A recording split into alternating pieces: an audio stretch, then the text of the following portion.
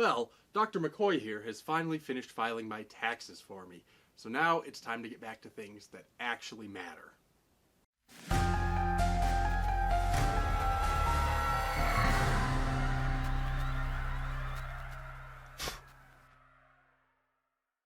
Well, it's that time again. Another pair of horror packs have arrived on my porch, and I'm going to open them up and see what's in them. These February 2021 horror packs represent month 6 of my membership in the program.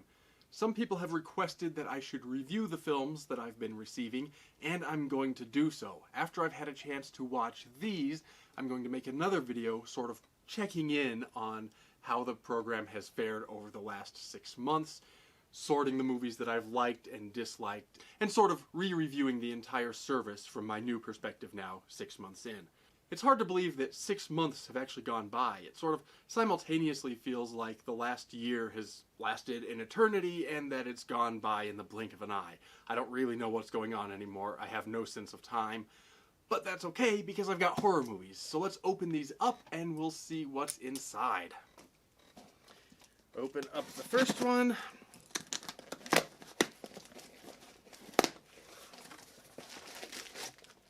Here's number 1. And here is pack number 2.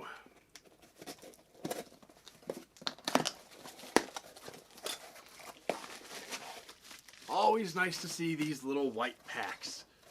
So let's have a look and see what's actually in them. Okay, I can tell by looking at the ins that this is the DVD horror pack, so we'll start with that and then we'll get to the Blu-ray pack a little bit later. Let's dig right in and see what we have. First one up is The Feed, a haunted masterpiece, it says. I'm not actually familiar with this one, but the cover looks great. Let's see what the back says. Having secured what appears to be the ultimate venue in the form of the historic Brynway movie theater, the Ghost Chasers, a team of reality TV paranormal investigators, are confident that their annual live broadcast will be one of their best shows to date. However, when the sleepy central Pennsylvania movie house turns out to be a bit more active than they had anticipated, the prospect of record-breaking ratings quickly takes a backseat to the basest of all human instincts, survival. So we've got TV ghost hunters doing their thing and ghosts actually happening. I'm interested in that premise. It's been done before. It's been done many times before, but frequently it ends up working out, so I am interested to see The Feed. And while we're on the topic of TV ghost hunters, let me just mention I am also working on a video project on the same subject, where I'll discuss some of the tools and tricks of the trade. So if you don't want to miss that, please, if you haven't already, make sure that you subscribe to this channel so you don't miss out on any of the stuff that I have planned. But in the meantime, The Feed looks interesting, although I'm unfamiliar with it. Let's see what we have next. Next up is The Devil's Candy. This is a movie that I am familiar with, but I have not yet seen, although I've heard good things, and it's actually been on my watch list for a while, so I'm quite pleased to have finally gotten a copy. Let me read the back to you. It says, a family faces off with evil itself in a house from hell in this hard-rocking shocker from Sean Byrne, the director of The Loved Ones. Die-hard metalhead and struggling artist Jesse moves with his wife and daughter to a rural Texas town, unaware that the house they bought at an unbelievable price comes with a grisly history. Their dream home turns into a nightmare as disturbing demonic occurrences culminate with the appearance of Ray, the home's former resident, who's destined to do the devil's bidding. Featuring the music of Metallica, Slayer, Pantera, and Sun O, The Devil's Candy is the complete midnight movie package. Characters to root for, a clever narrative, and a spot-on mix of scares to mess with your head. Seems like an interesting film. Some music that I'm familiar with, although some that I'm unfamiliar with as well. This looks like it's going to be just a pure fun kind of a horror movie. I could be wrong, but I'm excited to watch it either way. Alright, let's look at the third. We have Paranormal Island. I certainly like the cover. Looks a little on the cheesy side, but should be interesting. The description says, when 3 college kids take a summer job, it's the chance of a lifetime to work at a bar in the middle of a lake. The club has been around for over 100 years, but it's said to be haunted by the previous owner who killed himself. Unfortunately, they miss the last boat off the island and are stuck trying to find a way home. As darkness falls, they quickly realize things are very different after hours as they are hunted by the paranormal caretaker. You know, it doesn't sound like there's really anything original to it. Again, could be wrong, I haven't seen it, but it sounds pretty standard. But those standard things are standard for a reason. The cliches are cliche for a reason. The tropes are tropes for a reason. This seems like it's going to tick all the boxes that you want for just a butter-dripping popcorn kind of a horror movie. And frequently that's what I'm in the mood for, and this will be one of the ones I reach for next time I'm in that sort of mood.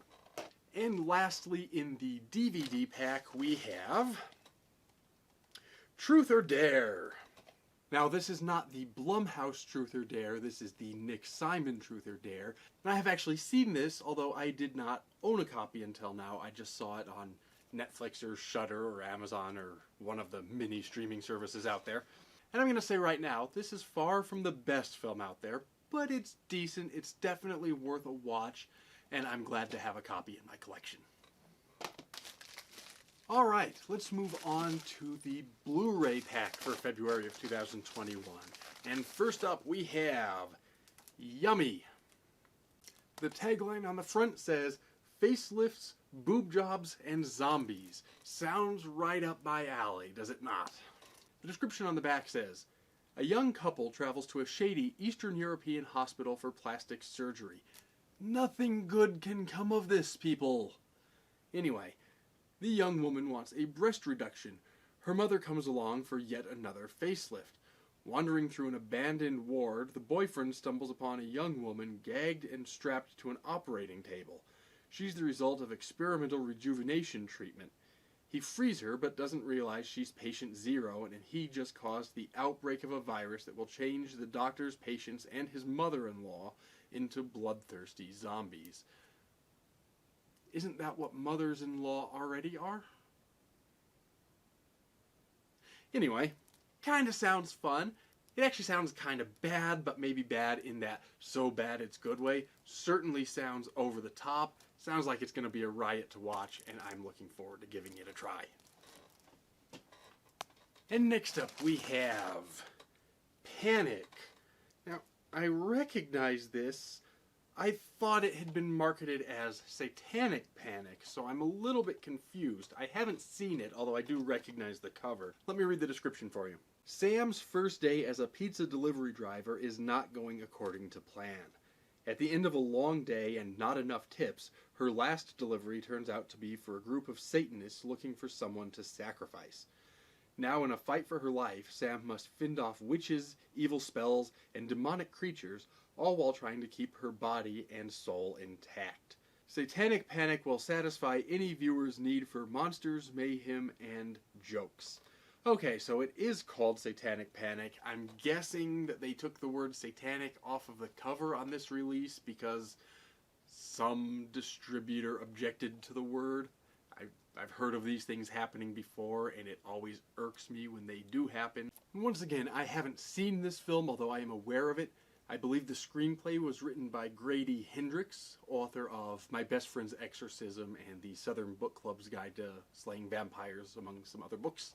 And the story actually sounds like it could have been lifted from one of the stories in an anthology I recently read and enjoyed called Tales from the Crust, an anthology of pizza horror. So this certainly sounds right up my alley, and I am looking forward to giving it a watch soon. And next up, third from the Blu-ray pack is... oh! Jack Ketchum's The Lost. This is based on the novel by Jack Ketchum, who's one of my favorite authors. I mentioned him before in my video on most disturbing books and maybe a couple of other times, so you know Jack Ketchum is one of my favorite authors. And this is based on his book. I don't actually have a copy of this yet. I should have bought this years ago, although for some reason I never actually got around to getting a copy, so I am more than happy to welcome this into my collection. Let me read the back for you.